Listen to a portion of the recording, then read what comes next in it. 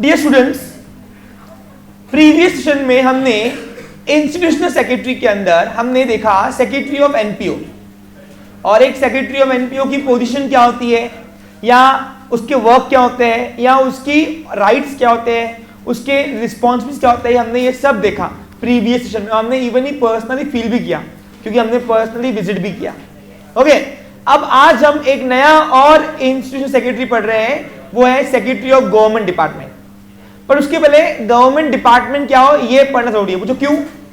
क्योंकि सेक्रेटरी क्या है? सेक्रेटरी तो खुद एक एम्प्लॉई है, खुद एक, लेकिन उसका एम्प्लॉयर जो है वो गवर्नमेंट डिपार्टमेंट है। यहाँ पे इंस्टीट्यूशनल सेक्रेटरी के अंदर, ऑर्गेनाइजेशनल सेक्रेटरी के अंदर एक कॉमन थिंग क्या है बताओ? इन सब में एक कॉमन थिंग ये है कि इन सब में जो एम्प्लॉयर है इनका वो कौन है? एक ऑर्गेनाइजेशन, यानी क्या, वो किसी पर्सन के लिए काम नहीं करते, वो एक ऑर्गेनाइजेशन के लिए काम करते हैं। वैसे यहाँ पे भी है कि जब कोई गवर्नमेंट डिपार्टमेंट के अंदर कोई पर्सन रेम्यूनरेशन लेकर दो काम करेगा उस गवर्नमेंट डिपार्टमेंट के लिए, कौन से? ऑल ऑर्डिनरी वर्क्स और कॉन्फिडेंशियल वर्क्स, तो वो बन जाता है, उस पर्सन का टाइटल बन जाता है सेक्रेटरी ऑफ गवर्नमेंट डिपार्टमेंट। तो इसलिए अगर मैं आपको क्या बताऊं, अगर आपको किसी को भी सेक्रेटरी को समझना है तो पहले उसके एम्प्लॉयर को समझना बहुत जरूरी है। तो पहले आज हम उसके एम्प्लॉयर को समझते हैं और फिर हम देखेंगे what do you mean by secretary of government department. अब गवर्नमेंट डिपार्टमेंट की बात करूं पहले, क्योंकि एम्प्लॉयर कौन है यहाँ पे? Government department. मालक कौन है उसका? अरे किसके लिए काम करेगा वो सेक्रेटरी? गवर्नमेंट डिपार्टमेंट के लिए। सेक्रेटरी ऑफ गवर्नमेंट डिपार्टमेंट का जो गवर्नमेंट डिपार्टमेंट वो उसका एम्प्लॉयर है ना, तो उस ऑर्गेनाइजेशन के लिए काम करेगी ना सेक्रेटरी। तो इसलिए पहले उसके ऑर्गेनाइजेशन को समझो, उसके ऑर्डिनरी वर्क्स और कॉन्फिडेंशियल वर्क्स अपने आप समझ में आ जाएगा। Got it? क्लियर? तो अगर मैं गवर्नमेंट डिपार्टमेंट की बात करता हूं, गवर्नमेंट डिपार्टमेंट की, तो गवर्नमेंट डिपार्टमेंट हम किसे कहते हैं? हम इससे आपको वाकिफ है। पूछो क्यों? क्योंकि आपने जब पब्लिक सेक्टर और प्राइवेट सेक्टर पढ़ा था तो आपने जितने भी पब्लिक सेक्टर पढ़े वो सब गवर्नमेंट के ऑर्गेनाइजेशन थे। याद करो, मैंने आपको पढ़ाया था डिपार्टमेंटल अंडरटेकिंग, तो डिपार्टमेंटल अंडरटेकिंग जो है वो सब कौन है? गवर्नमेंट डिपार्टमेंट के ही अंडर में आता है, बराबर कि नहीं? वो सब एक प्रकार से गवर्नमेंट डिपार्टमेंट, यानी इन शॉर्ट जो मिनिस्ट्री के अंडर में आते हैं। जो भी डिपार्टमेंट गवर्नमेंट ने बनाए हुए हैं जो मिनिस्ट्री के अंडर में आते हैं, जिसके लिए एक मिनिस्टर नियुक्त किया है, मिनिस्टर, वो सारे डिपार्टमेंट को हम बोलते हैं गवर्नमेंट डिपार्टमेंट एक्चुअली।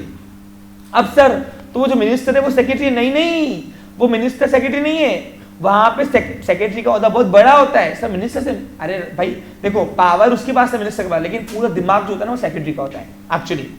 क्यों? पूछो क्यों? क्योंकि मिनिस्टर लोग तो आए दिन अपनी अपनी बस कभी इधर से उधर कभी उधर से इधर, तो उनको एक्चुअली डिपार्टमेंट चाहता कौन है? तो सही मायने में चाहता है सेक्रेटरी। और उसको क्वालिफिकेशन होता है कौन सा? IAS लेवल की पढ़ाई होती है, यानी इन शॉर्ट कलेक्ट्री लेवल की पढ़ाई करने के बाद जाके आप गवर्नमेंट डिपार्टमेंट संभालते हो। क्यों? करोड़ों अरबों रुपए का डिपार्टमेंट है भैया वो, और पब्लिक के यूटिलिटी की डिपार्टमेंट है वो, इसलिए उसको संभालने के लिए बड़ा लेवल का ही पर्सन चाहिए होता है। अब सर ऐसे कौन कौन से डिपार्टमेंट है गवर्नमेंट के बताइए? जैसे एग्जाम्पल आप देखिए, फाइनेंस डिपार्टमेंट है गवर्नमेंट के बाद, रेलवे डिपार्टमेंट है, ओके, उसके बाद रेलवे डिपार्टमेंट, डिफेंस डिपार्टमेंट है, तो ये ट्रांसपोर्टिंग डिपार्टमेंट है। तो ये सब जो गवर्नमेंट के पास जो ये डिपार्टमेंट बनाए गए, यानी गवर्नमेंट ने जो अपने अपने पब्लिक यूटिलिटी के लिए मंत्रालय बनाए, वो मंत्रालय के डिपार्टमेंट को चलाता कौन है? वो सेक्रेटरी, और उस सेक्रेटरी को हम बोलते हैं सेक्रेटरी ऑफ गवर्नमेंट डिपार्टमेंट। अब सर इनकी खासियत क्या होती है? इनकी खासियत ये होती है कि वो अपनी फील्ड में इतने एक्सपर्ट होते हैं कि मंत्री को भी अगर कोई डिसीजन लेनी होती है तो वो उसके सेक्रेटरी से पूछता है। पूछो क्यों? क्योंकि देखो मंत्रियों का आए दिन यहां से वहां तबादला होता है। अब आप देखिए राजनाथ सिंह को अगर मैं पहले बात करूं तो पहले वो कोई और मंत्रालय में थे, उसको डिफेंस दिया गया नई सरकार में, यानी जब 2018 में जब सरकार फिर से उनकी आई तो पहले राजनाथ सिंह होम मिनिस्टर थे। कौन थे? तो उनके पास होम डिपार्टमेंट था। होम डिपार्टमेंट यानी क्या होता है? इंटरनल पूरे मैनेजमेंट अफेयर्स को संभालते हैं होम डिपार्टमेंट। जैसे एग्जांपल अभी इंडिया के अंदर इंडिया बोलते अपनी कंट्री बोलते होम, घर अपना, तो उस घर के अंदर, यानी इंडिया के अंदर कुछ भी अफेयर हो रहा है, यानी जैसे टेररिस्ट अटैक हो गया, ये क्या हो गया, तो ये सबका जो रिस्पॉन्सिबिलिटी है वो होम डिपार्टमेंट के पास होता है। यानी इंडिया के अंदर जो भी इंटरनल मैनेजमेंट करने के लिए कुछ काम लगता है वो होम डिपार्टमेंट से पहले परमिशन लेना पड़ता है, तो इसलिए होम मिनिस्टर बनता है। क्या बनता है? हाँ, आज होम मिनिस्टर कौन है? आज होम मिनिस्टर है अमित शाह जी। कौन है? सेंट्रल में अमित शाह बैठे हुए हैं। लेकिन इसके पहले कौन थे? इसके पहले राजनाथ सिंह थे। तो राजनाथ सिंह को डिफेंस दिया गया। अब आपको क्या लगता है कि डिफेंस जाते थे संभाल लिया उन्होंने? नहीं नहीं, उनको डिफेंस का डी भी नहीं आता था।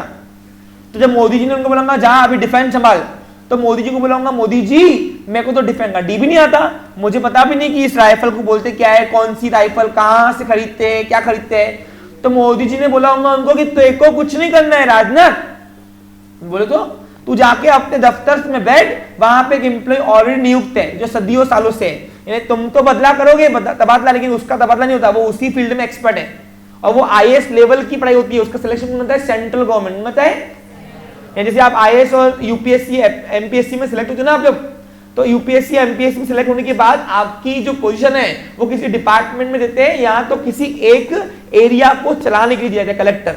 अब जैसे कलेक्टर सुना है, कलेक्टर कौन है? इज सेक्रेटरी ऑल्सो, किसका? फाइनेंस का। फाइनेंस डिपार्टमेंट के अंदर सेक्रेटरी की पोजीशन कलेक्टर को दी जाती है एक्चुअली। आपको समझा था क्लियर? यानी इन शॉर्ट सेक्रेटरी, ये जो कलेक्टर है ना अपने अकोला का, वो भी एक सेक्रेटरी है। किसका? गवर्नमेंट डिपार्टमेंट का। कौन से? अकोला महानगर पालिका का एक गवर्नमेंट डिपार्टमेंट है, उसका जो पूरा देख करता है वो सेक्रेटरी आईएएस ऑफिसर का लेवल का होता है, पढ़ाई करने वाला, उसको बोलते हैं गवर्नमेंट डिपार्टमेंट सेक्रेटरी। यानी इन शॉर्ट, जैसे एग्जांपल अभी देखिए, जैसे मैंने आपको बोला पीएमओ, अब पीएमओ का है क्या है? पीएमओ भी एक तरह से डिपार्टमेंट है, गवर्नमेंट डिपार्टमेंट। इसका काम क्या है? इसका काम है कि पीएम कहाँ का इवेंट कर रहे, क्या कर रहे हैं, वो पूरा देख रेख करना। और वो पीएमओ के अंदर जो सेक्रेटरी बैठता है वो कौन बैठता है? अरे बोल, कौन बैठता है? हाँ, वो आईएएस लेवल का पढ़ाई करने वाला होता है। यानी इन शॉर्ट प्राइम मिनिस्टर के सारे इवेंट्स वो तय करता है, उनका पीए नहीं, उनका पीए उनके साथ रहता है, लेकिन जो उनके ऑफिशियल इवेंट्स हैं, जैसे कोई विदेश से कोई मेहमान आया, कौन मेहमान आया? विदेश का कोई प्रेसिडेंट आया, तो उसको कौन सी होटल में करना है खड़ा, कौन सी सिक्योरिटी करनी है, कहां उसको रखना है, ये सब पीएम तय करता है, पीएम का सेक्रेटरी नहीं। पीएम का सेक्रेटरी पीएम में आता है, कहां आता है? पर्सनल सेक्रेटरी में। लेकिन जो पीएमओ का सेक्रेटरी है वो पूरे डिपार्टमेंट देता है कि पीएम का पूरा देखरेख कैसे करना है, इन शॉर्ट, यानी उसकी इवेंट्स, उनके फंड्स, ये सब अलॉट करता है वो। इवन कितने गार्ड हो चाहिए, गार्ड्स, ये भी कौन तय करता है? पूरा पीएमओ का सेक्रेटरी। अरे समझ में आ रहा है कुछ तुमको? आ रहा कुछ समझ में? इन शॉर्ट वो इतने बड़े हाई लेवल की पोजीशन वाले होते हैं। क्लियर? तो ऐसे जब कोई सेक्रेटरी बनता है, जब दो काम करता है उस गवर्नमेंट डिपार्टमेंट के लिए, उसको बोलते हैं सेक्रेटरी ऑफ गवर्नमेंट डिपार्टमेंट। अब इसके बारे में थोड़ा कुछ अगर पढ़ते हैं तो इसकी क्वालिफिकेशन क्या है, कौन अपॉइंटमेंट करता है, ये एक बार देखते हैं। देखिए, the government department are those department working under the various minister of the state and central. कुछ डिपार्टमेंट गवर्नमेंट के, स्टेट गवर्नमेंट के पास है और कुछ डिपार्टमेंट सेंट्रल के पास है, और इनके अंदर जब कोई ऐसा पर्सन जो एम्प्लॉय बन के दो काम करेगा उस ऑर्गेनाइजेशन के लिए, all ordinary works and confidential works, तो वो बन जाता है सेक्रेटरी ऑफ गवर्नमेंट डिपार्टमेंट। अब इस एग्जांपल आप देखिए, अभी अश्विनी वैष्णव है, क्या बने हमारे? Railway minister. अब अश्विनी वैष्णव जी को रेलवे मिनिस्टर दिया होगा, रेलवे मिनिस्ट्री दी होगी, किसने? मोदी जी ने, बीजेपी गवर्नमेंट ने, कि जा रेलवे संभाल पूरा। तो आपको लगता है ही इज एक्सपर्ट? वो एक्सपर्ट नहीं है उस फील्ड के लिए, क्योंकि वो किसी और डिपार्टमेंट में पहले रहा होगा, अभी वो यहाँ पे आया। तो मोदी जी को बोलूंगा भैया मेरे को तो आता नहीं, तो बोलते कुछ करना ही नहीं है, वहां पे ऑलरेडी एक सेक्रेटरी बैठा हुआ है और वो कलेक्ट्री लेवल की पढ़ाई की हुई है, वो पूरा संभालता है इंडियन रेलवे, पूरा इंडियन स्लो। यानी कौन सी ट्रेनें कितनी देरी से आ रही, क्या आ रही, उसकी घर ऑफिस में बैठे बैठे पूरे देश का पूरा चिट्ठा उसका रोज उसके पास वो मगजमारी करता होगा। सोचो, फाइनेंस कौन सी टिकट्स कहाँ रखना है, फेयर कितने किलोमीटर कितना फेयर रखना है, ये सब वो देखता है पूरा। सब ये मिनिस्टर लोग क्या करते हैं? सब साइन मारते, क्या करते हैं? साइन। यानी कोई भी डिपार्टमेंट जो इनकॉम्पिटेंट चल रहा है वो इसलिए चल रहा है क्योंकि उसका सेक्रेटरी इनकॉम्पिटेंट है एक्चुअली, सही मायने में। क्योंकि ये मिनिस्टर दिखने में आते मिनिस्टर कर रहे हैं, लेकिन ये मिनिस्टर कुछ भी काम नहीं। आप देखो आधे से ज्यादा मिनिस्टर तो अपने आप पे पढ़े लिखे कमी है, कहां से तक करोड़ों अरबों का संभालेंगे बिजनेस, तो वो संभालता कौन है? गवर्नमेंट डिपार्टमेंट का सेक्रेटरी एक्चुअली। अरे आ रहा क्या समझ में कुछ तुमको? और इसकी पोजीशन इतनी बड़ी होती है कि इसके भी पर्सनल गार्ड्स होते हैं, यानी इसको भी, क्योंकि ये नेशनल सिक्योरिटी का बात है। अब अजित डोभाल कौन है? अजित डोभाल कौन है? एडवाइजर है और सेक्रेटरी है डिफेंस के। अजित डोभाल के बारे में आपने सुना है कभी? ध्यान दो, सुना रहा हूं, बहुत अच्छा नॉलेज मिलेगा आपको। वो पर्सन इतना खतरनाक है कि कहीं भी जहां डिफेंस का आ जाता है काम, वहां पे वो अच्छे से टैकल कर लेता है। अब ऐसे कौन से डिपार्टमेंट, कौन कौन सेक्रेटरी है, एक बार देख लेते हैं। ओके, देखो इधर हम तो बच्चों,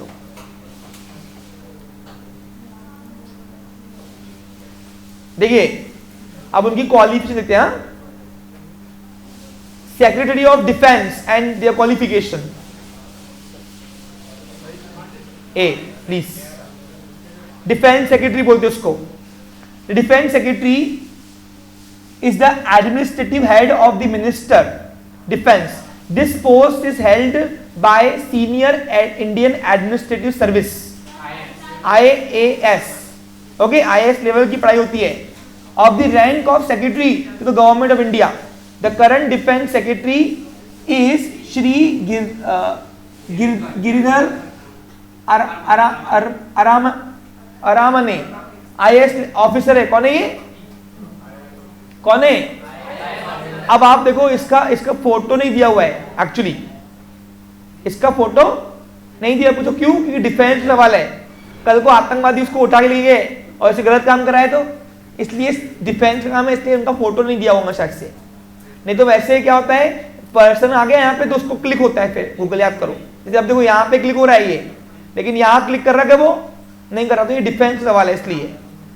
अब देखिए दिख रहा है आपको? नहीं डाल सकते, ऐसा कुछ नहीं है। अब मिनिस्ट्री ऑफ डिफेंस कौन है? ये गवर्नमेंट डिपार्टमेंट। कौन है ये? जो पूरे हमारे देश की रक्षा करता है। निर्मला सीतारमण जी इसको हर साल एक फंड देती कहती है, और वो फंड से हमारी पूरी इंडियन आर्मी, पूरे हमारे प्लेन, जो लड़ाकू विमान होते हैं, परचेस करने वाले हथियार, वो ले आते हैं। और ये पूरा फंड जो अलॉट करता है, पास करता है, वो करता है सेक्रेटरी वहां का। कौन सा लड़ाकू विमान कहाँ से लेना है, क्या करना है, ये मंत्री को नहीं पता। ये मंत्री तो दिखता है स्पीच में आके, लेकिन पूरा दिमाग किसका होता है? ये सेक्रेटरी का। समझा क्या आपको? कितने नंबर ऑफ पर्सन आर्मी की कहाँ रखने हैं, ये पूरा ये संभालता है डिफेंस सेक्रेटरी। और इसका खुद की एक बड़ी बिल्डिंग होती है, खुद की बहुत बड़ी बिल्डिंग। सोचो, यानी कोई ऑफिस नहीं, बहुत बड़ी बिल्डिंग, क्योंकि एक करोड़ों अरबों का इतना बड़ा ट्रांजेक्शन संभाल रहा है, तो उसको बहुत बड़ा खुद का एक वो लगता है प्रीमाइसेस। अगर इसका ऑफिस होंगे आप नहीं दिखाएंगे, क्योंकि डिफेंस है ना, डिफेंस के रिगार्डिंग बहुत कम इंफॉर्मेशन होती है, क्योंकि कॉन्फिडेंशियल है ना हमारी। क्या ये? हाँ, इवन हमारा जो खुफिया जासूस है, रॉ मालूम है ना आपको, रॉ एजेंट होते हैं, वो भी इनको पता होता है किसको अपॉइंट करना है, सिर्फ इसकी सेक्रेटरी को बस। मिनिस्टर को भी नहीं पता होता है, सिर्फ सेक्रेटरी को डिफेंस के। समझा? इसलिए वो इतना इंपॉर्टेंट फंक्शन पर्सन होता है। आईएएस लेवल की पढ़ाई करने आया हुआ है, रैंकिंग में आए हुए पर्सन को डिपार्टमेंट देते हैं ये लोग। सोचो ना फिर, अरे आ रहा क्या है, तुमको अभी तक आईएएस लेवल का पर्सन तुमको कलेक्टर नहीं, वो गवर्नमेंट डिपार्टमेंट भी संभालता है सब। आ रहा क्या? सही मायने में मिनिस्टर सब दिखते हैं तुमको पिक्चर में, लेकिन पूरा दिमाग किसका होता है? वो सेक्रेटरी का, वो डिपार्टमेंट का। अच्छा, वो मिनिस्टर के पर्सनल अफेयर संभालते नहीं है। अब एक आता मिनिस्टर के आईटी रेट लगती है उसके अंदर, तो वो उसका पर्सनल अफेयर बनना, डिपार्टमेंट के रिगार्डिंग कुछ अगर वर्क होता है तो वो संभालता है फिर। और जो उसका पर्सनल अफेयर संभालता है उसका पीए संभालता है वो मिनिस्टर का। समझा आपको? क्लियर? ये इसकी पोजीशन बहुत बड़ी होती है, ये कोई मामूली बात नहीं है इसकी। हाँ, अब आगे देखते हैं इनके वो देखते हैं अलग अलग डिपार्टमेंट के सेक्रेटरी कौन कौन है। इसके ऊपर आपको रिपोर्ट तैयार करनी है, रिपोर्ट पूरी। अजीत डोभाल जो है ना, वो नेशनल सिक्योरिटी एडवाइजर है, डिफेंस मिनिस्टर के अंडर में, यानी वो मोदी जी से पर्सनली कनेक्ट होता है। बताया ना, अभी तो बताया। Secretary of national defence,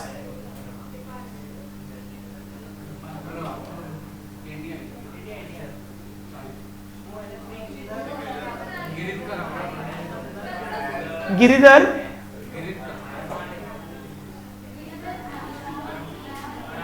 Aramane, IAS level का ऑफिसर है। जूम नहीं हो रहा बेटा, उसमें गूगल है। GIRIDHAR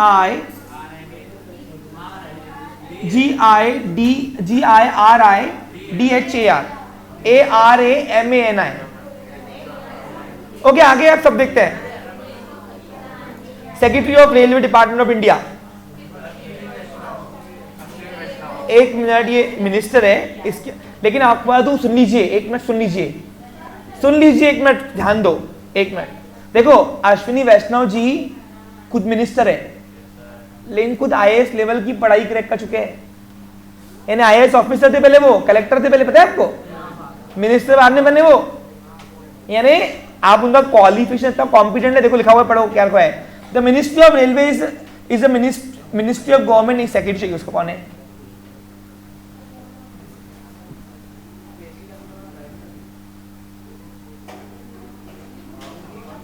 ये स्टेट मिनिस्टर है।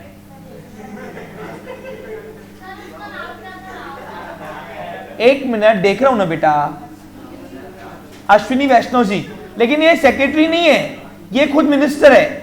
अब सेक्रेटरी पोजीशन पे कौन बैठा हुआ है देखना पड़ेगा मुझे इसका।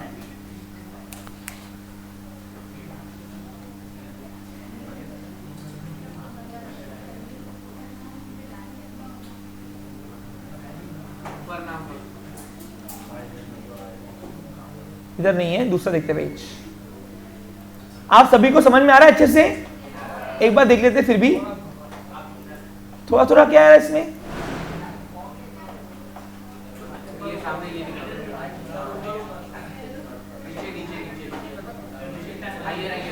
कहाँ है? तो मिनिस्टर चाहिए ना, सेक्रेटरी चाहिए, secretary of railway department of India. According to Wikipedia, the ministry operates as the statutory body of the Indian Railways, an organization that ये स्टैट्यूटरी बॉडी बता रहा है, secretary of railway department of India. According to Wikipedia, Ashwini Vaishnav is an Indian politician and former IAS officer who IAS is currently serving as the 39th Minister of Railways, 55th Communications Minister and 2nd Electronics and Information Technology Minister in Government of India since 2021 and a member of the Rajya Sabha representing Orissa since 2019. Okay, अब देखो एक minute ध्यान दो बच्चा लोग।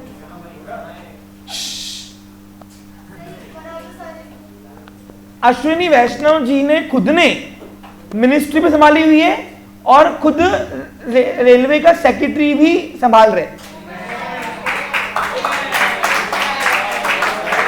अब पूछो क्यों,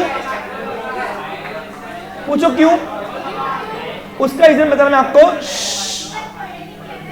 हाँ, अब नहीं तो सेक्रेटरी यहां पे ये भी है मिलिंद दियोस्कर, लेकिन आपको बता दूं मैं, सुन लीजिए, मिलिंद दियोस्कर के ये अंडर, भले सेक्रेटरी जो है ये अंडर में काम करता है, लेकिन एक बात सुन लीजिए, he is a competent person also. क्योंकि अश्विनी वैष्णव जी, उन्होंने इतनी, देखो वो क्या कर चुके हैं, उन्होंने डेप्यूटी सेक्रेटरी काम किया हुआ है, उसके बाद प्राइम मिनिस्टर ऑफिस संभाला है, पीएमओ, पीएमओ के अंदर में भी उसने काम किया हुआ है। यानी देखो बीजेपी गवर्नमेंट क्या करती है, बीजेपी गवर्नमेंट ने आम नागरिक को ही ऊपर उठाती है, मालूम है ना आपको। जैसे वहां पे मंत्री का बेटा मंत्री नहीं बनता, कॉमन पीपल, आप अगर कैंडिडेट हो अच्छे तो आपको वो ले लेंगी बीजेपी अंडर में।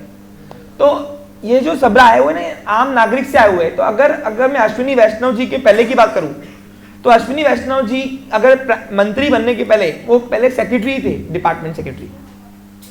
फिर गवर्नमेंट ने मोदी जी ने काम अच्छा देखा होगा, इसलिए उनको फिर एडमिनिस्ट्रेटर दिया होगा। सेक्रेटरी के एडमिनिस्ट्रेटर नहीं आता है, क्यों? सेक्रेटरी एडवाइजर में आता है। कहां आता है? डिसीजन मेकिंग मंत्री रहता है, लेकिन एडवाइस करता है सेक्रेटरी। आप समझेंगे मेरी बात। आपने कभी उरी मूवी देखी है? अब उरी मूवी के अंदर आप देखो, वो थे नहीं ना, लेडी कमांडर नहीं ना, अरे ये कौन थे, आपने वहां प्राइम मिनिस्टर देखा उनके अंदर, वो आपने देखा होगा डिफेंस के अंदर वो है, वो कौन सा है, अरे कौन सा हीरो है ये,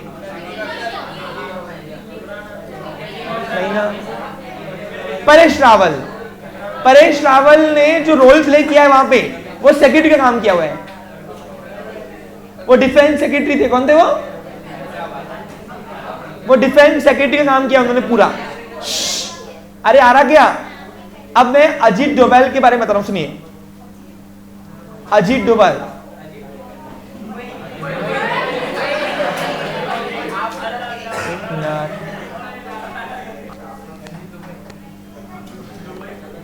उसमें सर्च कर, उनका सरनेम क्या है, डोभाल है कि क्या है? हाँ यही है। ए ध्यान दो, अजीत डोभाल है, डोभाल। ओके, अजीत डोवाल। एक मैं सुनो, ये पर्सन मोदी जी के एकदम करीब है, क्योंकि ये पर्सन ने ऐसे ऐसे एक्स्ट्रा अफेयर संभाले हुए डिफेंस के जो आम नागरिक की बस की बात नहीं थी, यानी किसी मिनिस्टर की बस की बात भी नहीं है। आपको बताऊं, जब कश्मीर में 470 हटाई गई थी, 470 हटाया ना, उसमें क्या होता मालूम है क्या? वो नहीं, सुनो बता रहा हूं क्या था, एक मिनट मैं इसकी बता रहा हूं आपको, पहले इसके बारे में बता रहा हूं कौन कौन है। ए प्लीज,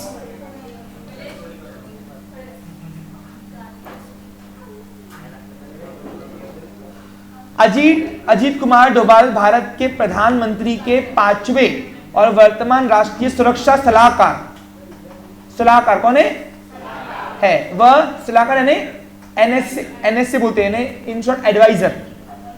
वह केरल केडर के एक सेवानिवृत्त भारतीय पुलिस सेवा आईपीएस अधिकारी और पूर्व भारतीय खुफिया यानी कौन रॉ है जो, और कानून प्रवर्तन अधिकारी 1945 में उत्तराखंड में जन्मे।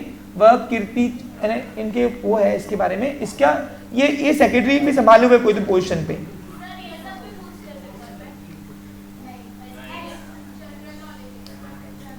बेटा पेपर में नहीं ये पूछते हैं, लेकिन कितने बड़े पोजीशन के आप पर्सन की बात कर रहे हो, तो मैं उसको 2 लाइन में कैसे उल्टा दूं? उसके बारे में बताने लायक बहुत कुछ है ना हमारे पास।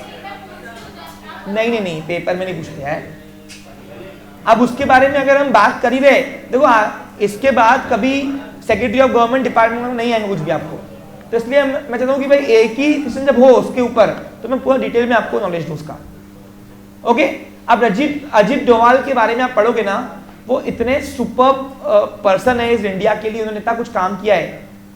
अभी 470 के बारे में बात करता हूँ मैं आपको, ध्यान दो। देखो आपको मालूम है इंडिया के अंदर जब इंडिया और पाकिस्तान का बंटवारा हो रहा था, अंग्रेज जब बंटवारा कर रहे थे, तो कश्मीर जो था, कश्मीर एक बड़ा मुद्दा था हमारे पीछे। पूछो क्यों? कश्मीर स्वर्ग का एक मतलब दुनिया का एक स्वर्ग माना जाता है। आप कभी कश्मीर जाओगे ना, तो जम्मू एंड कश्मीर जो है ना, ये दुनिया का स्वर्ग का बेस्ट पार्ट है। और इससे उस जिस कंट्री के पास जाना था, उस कंट्री के पास रेवेन्यू ज्यादा आती है। पूछो क्यों? क्योंकि वो अगर टूरिज्म का एक मिसाल है, अगर विदेश लोग कश्मीर गए तो शायद ही इंडिया को भूल पाएंगे वो। समझा आपको? स्विट्जरलैंड वगैरह ये बाजू में कर दो, कश्मीर एक तरफ है, कश्मीर और जम्मू दोनों, जम्मू कश्मीर जो है ना वो। तो हुआ क्या था, आपको बता दूं, डेमोक्रेटिक कंट्री के पहले हमारे कंट्री में ऑटोक्रेटिक चलती थी, राजशाही। हर एक एरिया राजाओं को बटा गया था। तो क्या हुआ, जब भारत देश आजाद हुआ था, तो कौन सा पार्ट कहां जाना चाहिए ये उनके राजाओं से पूछा गया था। अंग्रेज लोग जब भारत और पाकिस्तान का बंटवारा कर रहे थे, देखो आप, बंटवारा भी उसी वक्त हुआ नियर बाय जब फ्रीडम मिला हमको, बराबर कि नहीं? खैरे मैं किस बात कर रहा हूं बात? खैरे वहां पे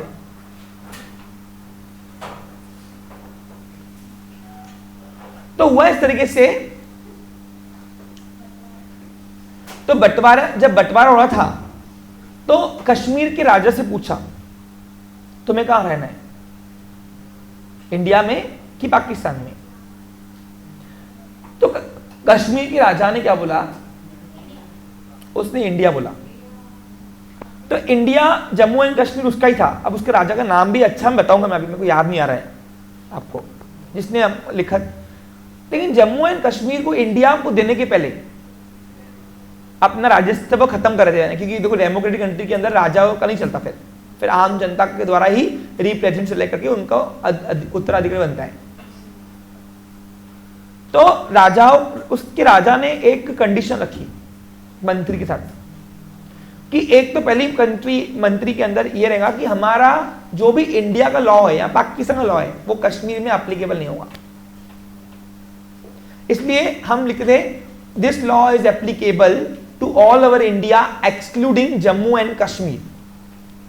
आप कभी लॉ की आप डेफिनेशन लेना, this law is applicable all over India excepting, यानी छोड़ के Jammu and Kashmir.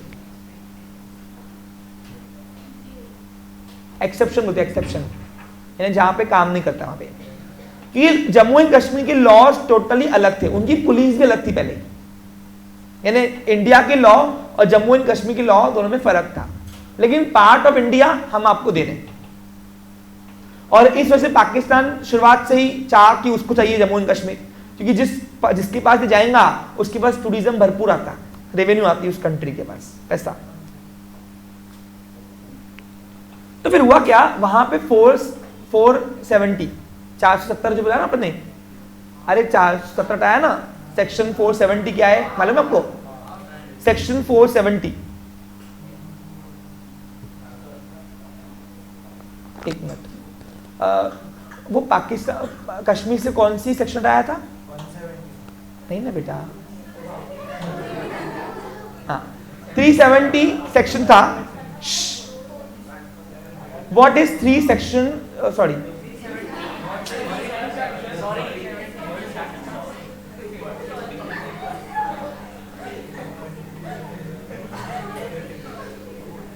What is 370 section of the Indian Constitution of India?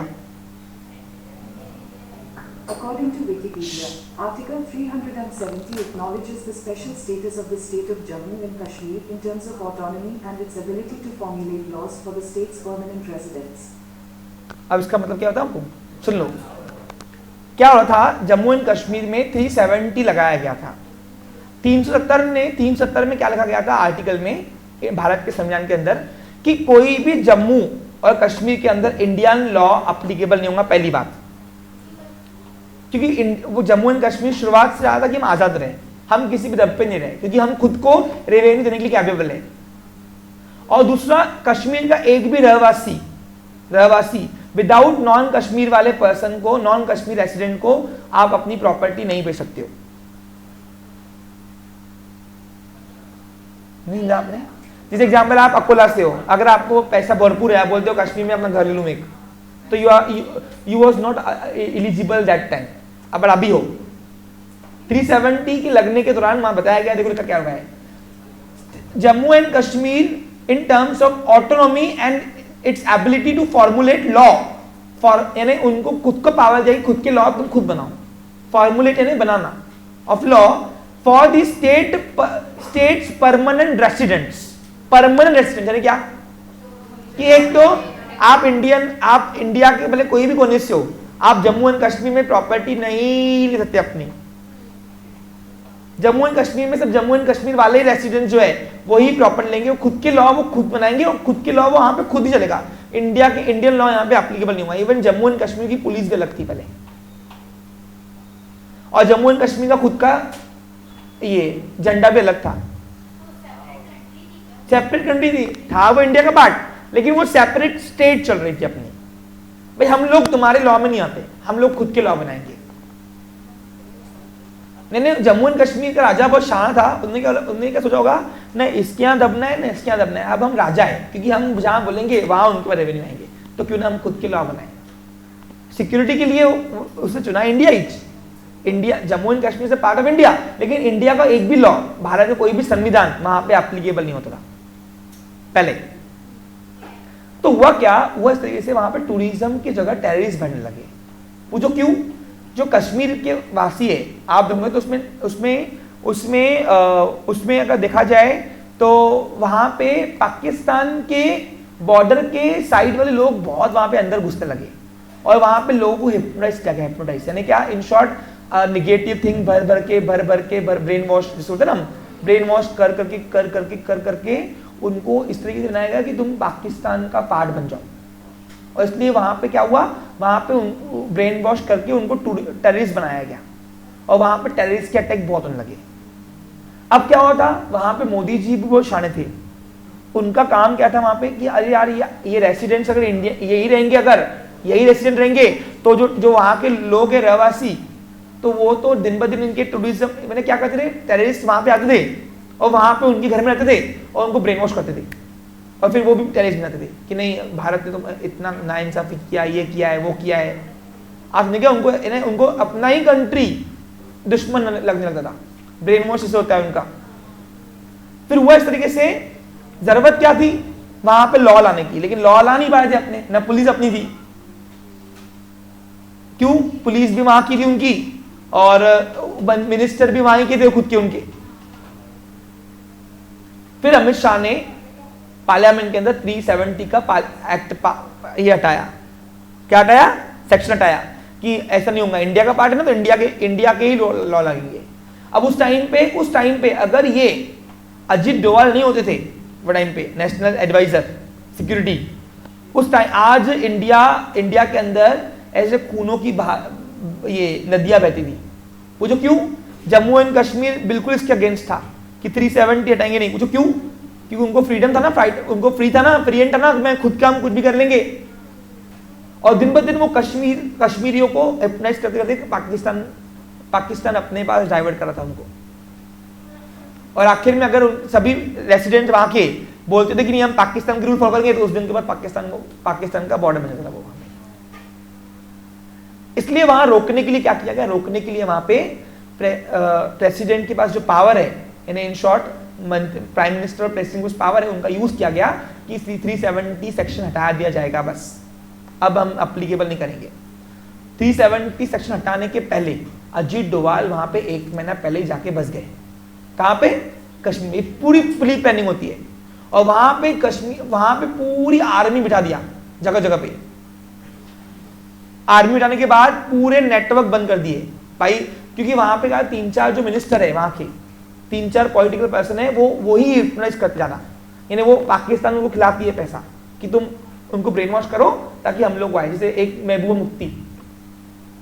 मुफ्ती आपने सुना है ना, बहुत सुना होगा आपने, जो हिप्नोटाइज पर्सन करके ना ब्रेन वॉश करने वाले जो मिनिस्टर थे, उसको अजीत डोवाल ने क्या किया? अंदर कर दिया। चल अंदर ने क्या, इन्हें ये आर्टिकल 370 जिस दिन कैंसिल कर रहे थे, उस दिन के ये 1 हफ्ते की पहले की बात बता रहा मैं आपको। पूरी तैयारी, पूरी प्लानिंग के साथ उसको हटाया गया। जो हिप्नोटाइज करने वाले लोग थे, जो जानबूझ के जो दंगे करवा सकते थे अपनी उसमें, उस सभी मिनिस्टर को अंदर ले लिया। चलो आपकी सिक्योरिटी का प्रॉब्लम है क्या बोल के कि यहाँ टेररिस्ट घूम रहे हैं, आपको फालतू कुछ हो जाएगा तो हम कैसे करेंगे, ये कौन चलाएंगा फिर जम्मू एंड कश्मीर? आप चला दो ना। उनको अंदर ले लिया और बंद कर दिया। ऐसे सब पॉलिटिकल्स अंदर चले गए कहीं, तो भी कहां उनको गायब कर दिया पता ही चला एक्चुअली। उसके बाद उसने पूरी आधी आर्मी लगा दी कश्मीर में। अब लोग डर गए, हो क्या रहा है आखिर? लोगों को बोला सिक्योरिटी रीजन है, टेररिस्ट घूम रहा है। अब कश्मीर वाले नॉर्मल बात है, रोज टेररिस्ट का उनका होता ही है पाला, देखा है ना आपने, वहां अटैक रोज होते ही है। अब लोगों को लगा ठीक है नॉर्मल है, लेकिन इतनी सिक्योरिटी, बाप रे। उसके बाद नेटवर्क बंद कर दिए भाई। देख, बोला बोली में एक जना कोई उगलेगा और यहां से 10 लोग आएंगे और फिर दंगे होंगे, बराबर कि नहीं? सिक्योरिटी नेटवर्क सब बंद, फोन कॉल्स, टेलीविजन सब बंद, और यहां पे पार्लियामेंट के अंदर 370 सेक्शन का वहां से आर्टिकल हटा दिया गया। और इस तरीके से ये पूरा जो ये रचयिता है, ये कौन थे? अजीत डोवाल। ये पूरा उन्होंने सोच समझ के प्लानिंग किया, इसलिए मोदी जी के वो बहुत करीब है। वो नेशनल सिक्योरिटी एडवाइजर है। एडवाइजर है कौन? कि मोदी जी उनकी सुनते हैं। और जो आपने उरी मूवी देखी है ना, उसमें जो वो रामपाल यादव थे, नहीं रामपाल यादव नहीं बोल रहा हूं, परेश रावल, उन्होंने अजीत डोवाल का ही रोल प्ले किया है एक्चुअली। समझा क्या? इतने वो करीब है, मिनिस्टर से रोज वो बात करते हैं, वो प्राइम मिनिस्टर इनकी सलाह से ही सब कुछ करते हैं एक्चुअली। और जहां सिक्योरिटी के रिगार्डिंग बात आती है, नेशन के यानी डिफेंस के रिगार्डिंग, वहां पे अजीत डोवाल पहुंच जाते हैं। समझा क्या? इसका एक एग्जांपल और देता हूं, हाईजैक के साथ कैसे बात की थी उन्होंने। आपको उनकी केस स्टडी पता है अजीत डोवाल के बारे में? मैं आपको उनकी एक बात सुनाता हूं। अजीत डोवाल की केस स्टडी विवेक बिंद्रा ने बताई थी एक बार। सुनो वो कितने पर्सन इंपॉर्टेंट है। अजीत डोवाल एंड विवेक बिंद्रा। एक मिनट चालू करो। अजीत डोवाल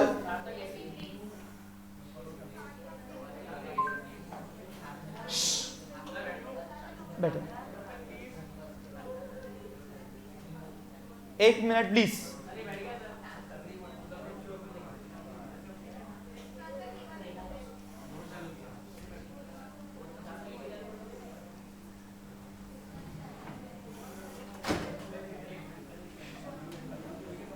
सुनो, भारत इस हमले को नहीं भूलेगा और ईद का जवाब। ये उरी मूवी का है। 1 मिनट।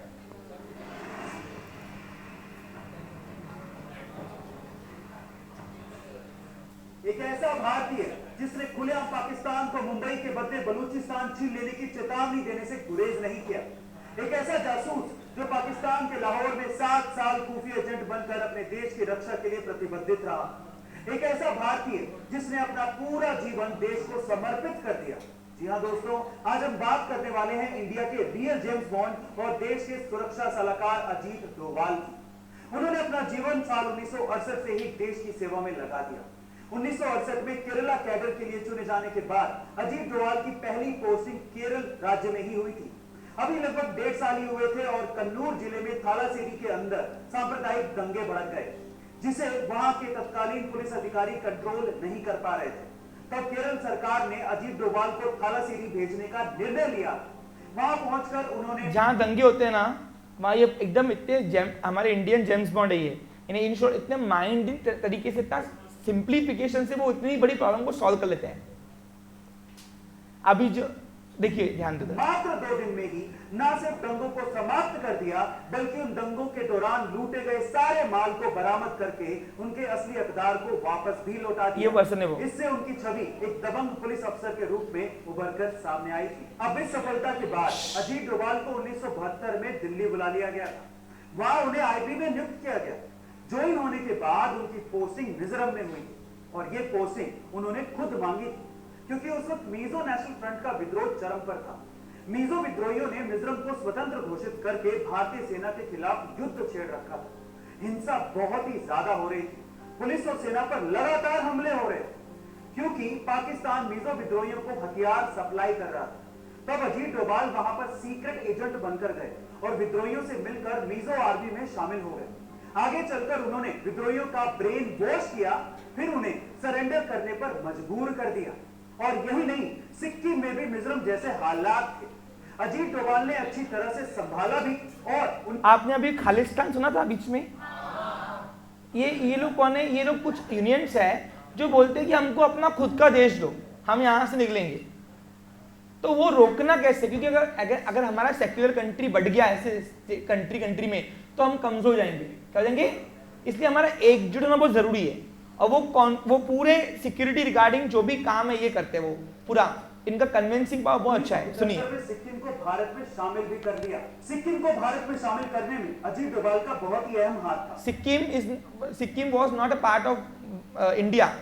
उसको इंडिया में लाया गया। किसने लाया? इन्हें सोचो, एक टुकड़ा भारत को दे दिया उसने। उनका कन्विंस पावर कितना होगा सोचो। अब मिजोरम और सिक्किम के योगदान की वजह से देखो, अजीत डोभाल को प्रेसिडेंट पुलिस मेडल के अवार्ड से सम्मानित किया गया।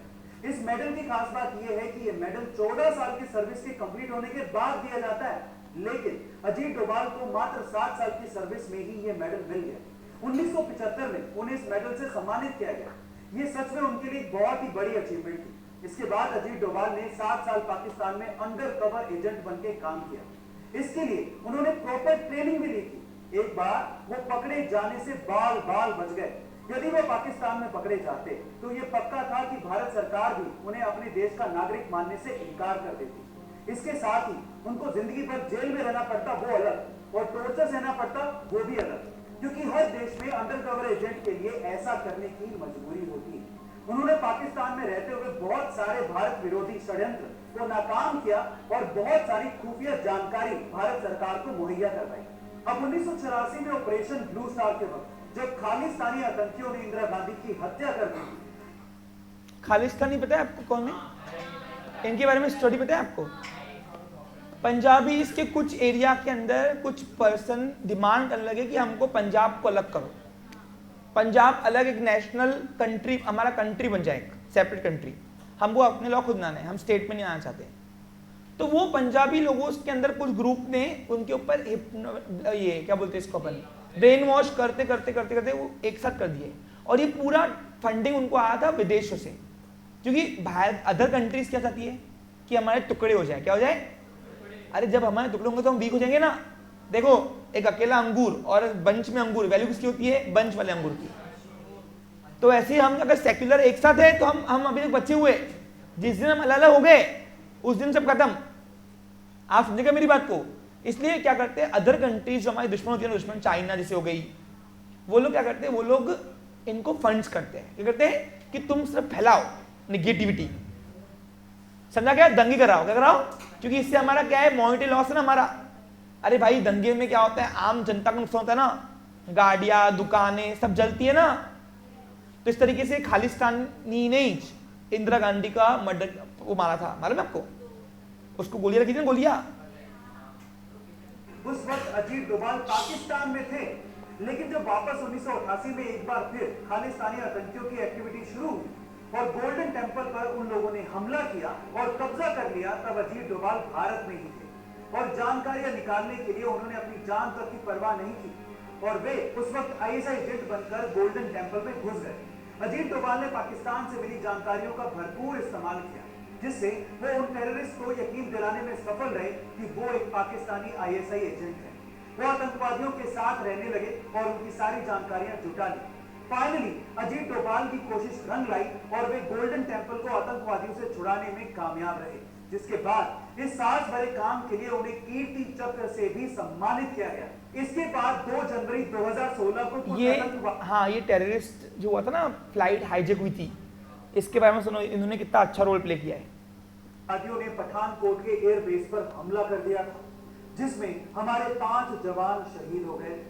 इस सदमे से भारत उबर भी नहीं पाया था कि 18 सितंबर 2016 को उड़ी में मिलिट्री बेस पर फिर से हमला हो गया। काउंटर अटैक में सारे आतंकवादी जरूर मार गिराए गए, लेकिन हमारे 18 जवान भी शहीद हो गए। इसकी वो पिक्चर बनी आपकी। घायलों की संख्या काफी ज्यादा थी। पूरा देश बदला मांग रहा था। भारत सरकार ने भी ये साफ कर दिया था कि भारत इस हमले को नहीं भूलेगा और ईंट का जवाब पत्थर से देगा। आपने जो परेश रावल को देखा ना, वो अजीत डोभाल का रोल प्ले कर रहे थे वहां पे पिक्चर के अंदर। अब देखो दिखने में भी सेम दिखते हैं, पिक्चर में सेम कैरेक्टर दिया उन्होंने, सही मायने में यूज करने का। और अजीत डोभाल के देखो ना ऐसे ही सब पूरा था उनका फेस भी उसमें। DRDO और रो की मदद से हाईटेक टेक्नोलॉजी का प्रयोग किया।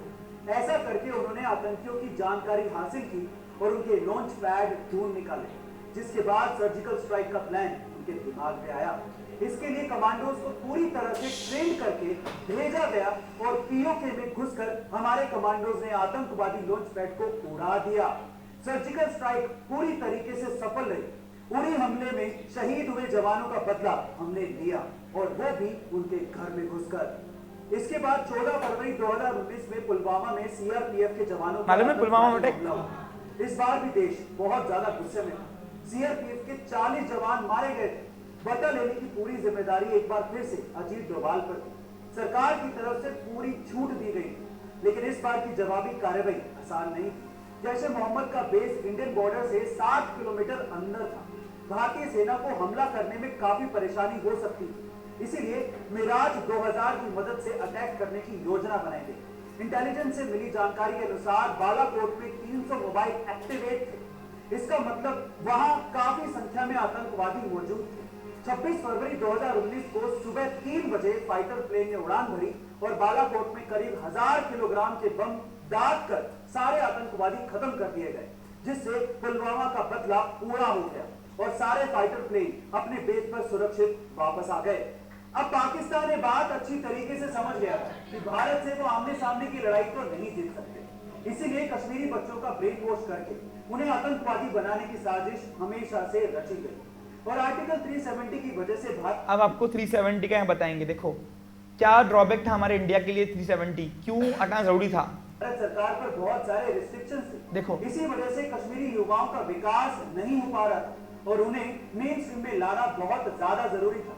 2019 के बाद अजीत डोभाल ने 3 महीने तक कश्मीर की समस्या का अध्ययन किया। ऑपरेशन ऑल आउट में भारतीय सेना ने सैकड़ों, समझा, 3 महीने पहले जाके बस गए थे 370 के पहले आने के, वहीं पे पूरा समझा उन्होंने कि कहाँ क्या होगा, 370 के बाद दंगे कहाँ हो सकते हैं, उन्होंने वहां पे समझी पूरी स्थिति। देखिए आतंकवादियों को मार गिराया।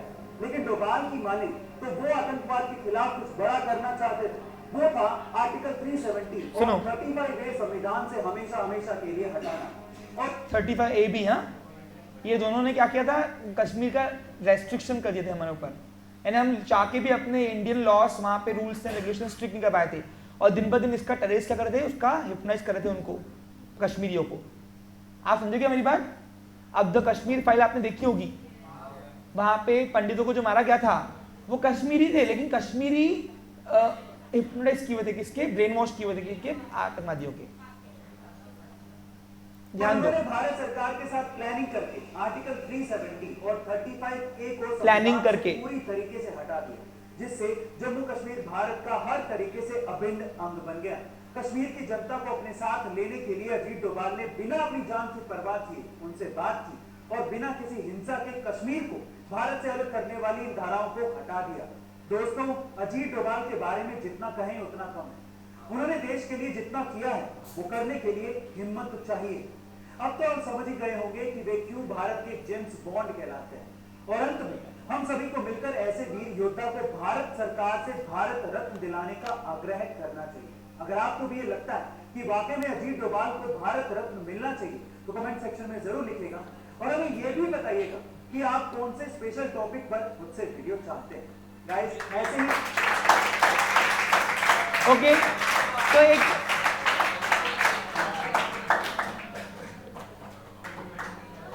ओके आप समझ गए होंगे सेक्रेटरी कौन होते हैं।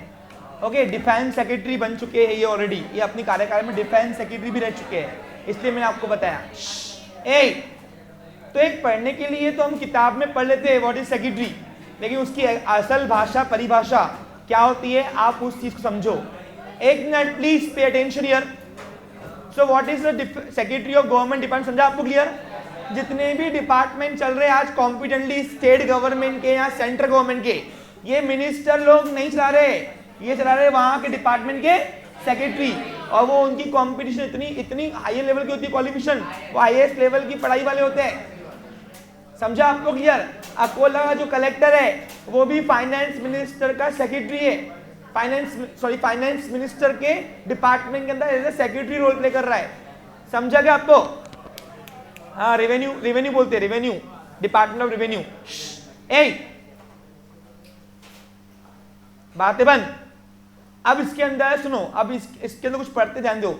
अब इसकी अपॉइंटमेंट करता है, तो इसकी अपॉइंटमेंट स्टेट गवर्नमेंट और सेंट्रल गवर्नमेंट करते हैं।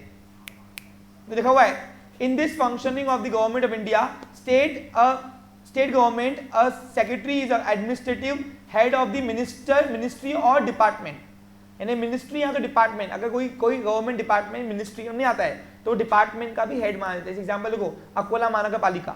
अब अकोला महानगर पालिका के अंदर जो ये है, कौन है, कलेक्टर अकोला का, वो एज ए सेक्रेटरी है। कौन है एज ए सेक्रेटरी? समझा आपको? इतना बड़ा पोर्शन है उनका। आगे दिया है, in union state government secretary hold position as a head of the department. क्या संभालता है वो? As a head of the department. अब यूनियन और स्टेट गवर्नमेंट किसको बोलते हैं? यूनियन लॉ मालूम है क्या होता है? यूनियन लॉ यानी हाइब्रिड लॉ। हाइब्रिड लॉ यानी क्या होता है? जो स्टेट और सेंट्रल दोनों में एप्लीकेबल होता है, जो स्टेट और सेंट्रल दोनों में एप्लीकेबल होता है। तो ऐसे लॉ के बनाए गए डिपार्टमेंट्स के अंदर सेक्रेटरी क्या लेता है position? As a head of department कहता है वो। जैसे अभी अकोला में कलेक्टर के ऊपर कोई है क्या? नहीं, लेकिन हमने कलेक्टर को वोट किया क्या? हमने वोट किसको किया? एमएलए को, एमपी को, बराबर कि नहीं? तो हेड ऑफ डिपार्टमेंट तो वो होना चाहिए, लेकिन उनको नहीं पता क्या है, वो संभालता कौन है पूरा डिपार्टमेंट? कलेक्टर अकोला। अरे अकोला कौन संभालता है? कलेक्टर। हमने जिम्मेदारी किसको दी है? एमपी को, एमएलए को, बराबर कि नहीं? अरे हमने वोटिंग किसको दी है? अकोला का राजा कौन है? एमपी और एमएलए, बराबर कि नहीं? लेकिन हमारे अकोला को संभालता कौन है? एमएलए, ये कलेक्टर। इसलिए कलेक्टर को कोई अपोज नहीं करता है। आप समझा ना? तो इसका मतलब क्या है? कलेक्टर है सेक्रेटरी अकोला का, लेकिन वो संभालता, वो as a head of department करके संभालता है, क्योंकि उसको पूरा नॉलेज है। जितना नॉलेज एमपी एमएलए को नहीं, उतना नॉलेज कलेक्टर को है। समझा क्या आपको क्लियर? एमपी और एमएलए से पिक्चर में दिखाने के लिए आते हैं, आ जाओ, लेकिन पूरा संभालता कौन है? अब अकोला में अगर कुछ हो गया तो जिम्मेदारी कौन मांगना? सेंट्रल गवर्नमेंट में से कलेक्टर को मांगेंगे। आपको बता दूं मैं, अरे आ रहा क्या तुमको समझ में? जैसे अकोला में कोई एक्सीडेंट हो गया या टेररिस्ट आ गया अकोला में, तो इसका अकाउंटेबिलिटी मंत्री से नहीं मांगते, किससे मांगते? भाई तेरी सिक्योरिटी कहां थी? Like finance secretary, defence secretary, home secretary. अब होम सेक्रेटरी कौन होता है? किसने पूछा था मुझसे? हाँ सुनो, होम सेक्रेटरी क्या होता है बच्चा लोग? होम सेक्रेटरी यानी जो होम डिपार्टमेंट संभालता हो पूरा, यानी इंटरनल मैनेजमेंट पूरा संभालने वाला कौन है? Home secretary. अब होम सेक्रेटरी अमित शाह नहीं है, होम मिनिस्टर है वो। जो पूरे इंटरनल मैनेजमेंट संभालता है वो है होम सेक्रेटरी। अब एक बात सुनो, ये मिनिस्टर अपने 5 साल में आएंगे जाएंगे, इनका तबादला होता रहता है, लेकिन सेक्रेटरी का तबादला होता। और ये जो मिनिस्टर कॉन्फिडेंटली डिपार्टमेंट लेते हैं ना, हेलो, वो किसके भरोसे लेते हैं? सेक्रेटरी के भरोसे। अब आप देखो अमित शाह पहले कौन थे?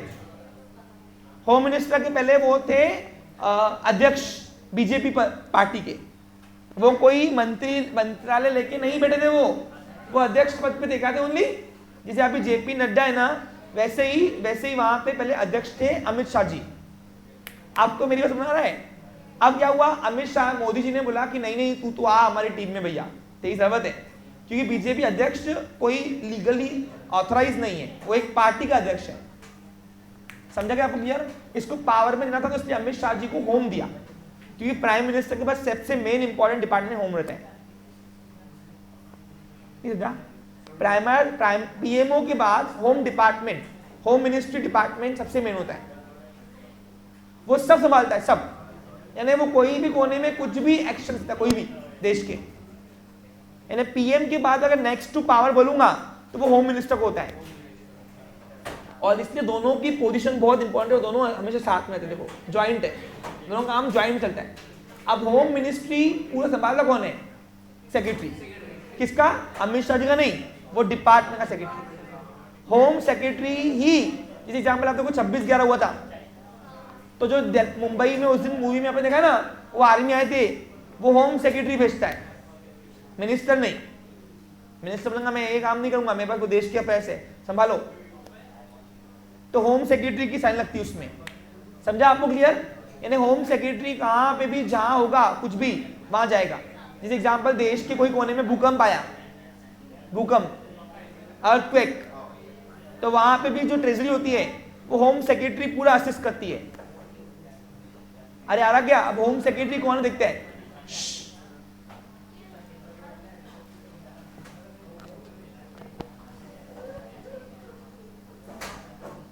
Name of home secretary of home ministry, हाँ ये भैया अजय कुमार भाला।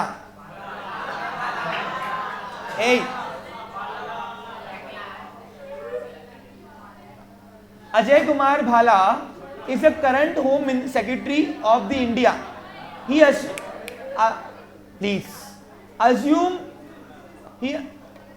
the office on 23rd of August 2019.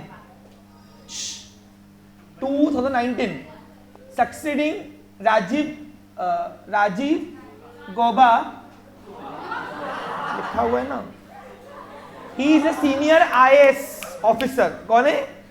देखो क्वालिफिकेशन आलाय को बता रहा हूं मैं आपको. अब 1982-84 बैच, यानी सक्सेस, ये IAS ऑफिसर है, कलेक्टर की पढ़ाई की हुई उसने, from Assam Meghalaya, grade. He receive 3 year extension in August 2022, 20 and 21, 22 and 23. He hails from the Bihar, हाँ वहां से आए, बिहार से ही है. समझा ना आपको? 63 years के पर्सन है और ये है पर्सन वो होम सेक्रेटरी. ये पूरे देश के इंटरनल मैनेजमेंट अफेयर संभालते हैं, यानी देश के पूरे अंदर का जहां भी कोई भी एरिया में जो भी पार्ट रहा है वही होम सेक्रेटरी से पास होता है कोई भी चीज. मिनिस्टर लोग नहीं करते, मिनिस्टर सब रेलिया करते. क्या करते हैं? हाँ रेलिया, इधर जाना है उधर जाना है, पूरा संभालना कौन है?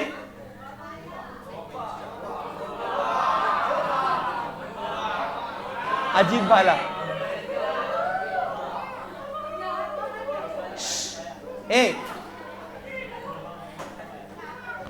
फंक्शंस ऑफ अजीत भाला। ठीक है, समझ में आ गया तुमको? ठीक है, ए बच्चा लोग आवाज नहीं। अब गवर्नमेंट डिपार्टमेंट के सेक्रेटरी की क्वालिफिकेशन क्या होनी चाहिए? क्वालिफिकेशन पहला, the secretary of government department needs to purchase a graduation degree. The secretary should pass the civil service examination. Civil service क्या होता है? हाँ, IAS जो लेवल की पढ़ाई होती है ना, वो conduct by public service commission and be in Indian administrative service. IAS level की पढ़ाई होनी चाहिए। बी यानी होना। तो सिविल सर्विसेज एग्जाम देकर IAS अगर आप क्लियर निकालती हो तो आपको गवर्नमेंट कोई भी डिपार्टमेंट का सेक्रेटरी दे सकती है। समझा आपको क्लियर? तो यानी इन शॉर्ट इतने बड़ी पोजीशन पढ़ने के लिए आपको कहीं सारी मेहनत लगती है उसके लिए, और ऐसे अगर आपस में बातें करोगे तो बिल्कुल भी नहीं होगा। ओके, तो what is government department secretary? समझा आपको क्लियर? हाँ, अब उसके फंक्शन क्या है वो हम कल करेंगे। अच्छा एक बात सुनो, कल मैं आपको इसकी असाइनमेंट दूंगा, असाइनमेंट इसकी, और सुनिए, 4 बच्चे कॉम्पिटेंट 4 बच्चे हम लोग निकालेंगे जो कलेक्टर का इंटरव्यू लेंगे। ओके, हाँ, have a nice day, take care.